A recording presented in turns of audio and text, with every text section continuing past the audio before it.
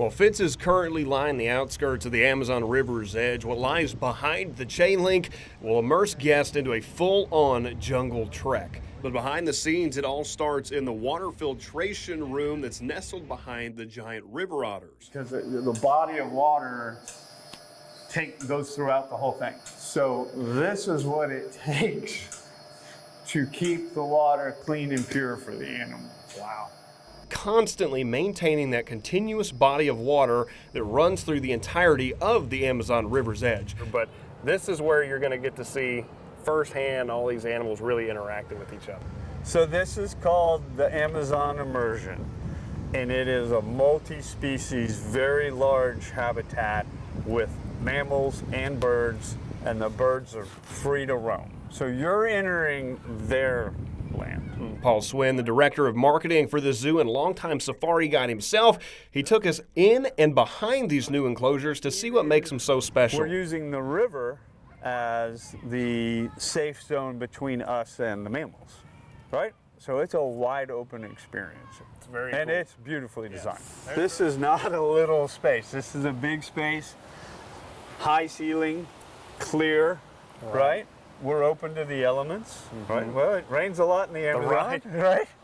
And so the concept here is like if you look at this grassy area, that's for the mammals, right? So anteaters are good swimmers, even though they're very funky looking. You might not think so.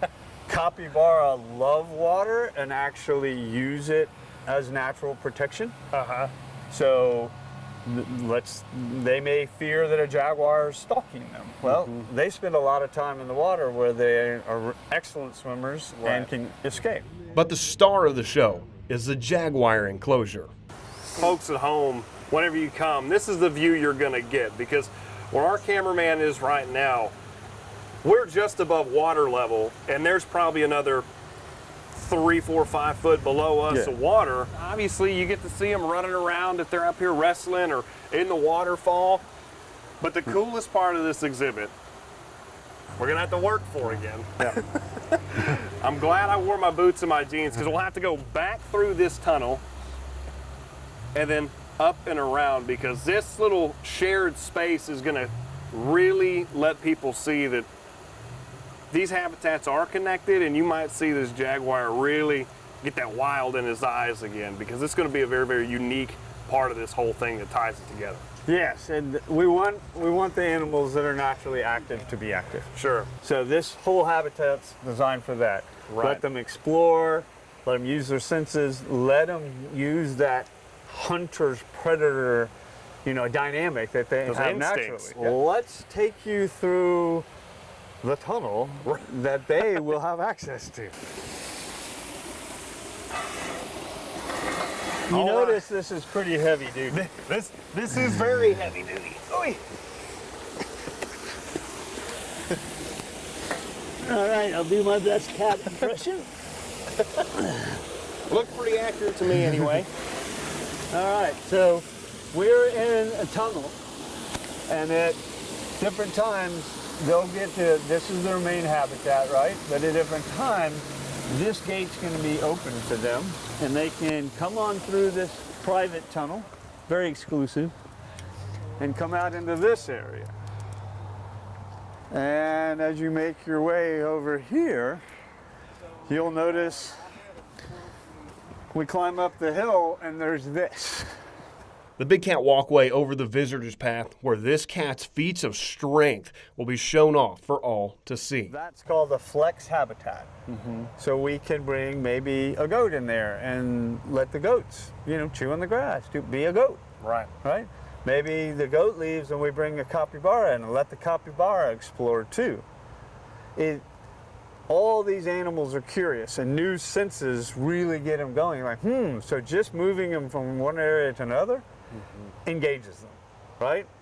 And then we can remove that animal from that area, open up the gate, open up the tunnel, let the jaguar have access, who's now like, wait a minute, somebody's been in my house, and they go to explore it, right? So you'll see all their senses engage. You'll see their natural thing, and you'll see how just incredibly powerful they are, right?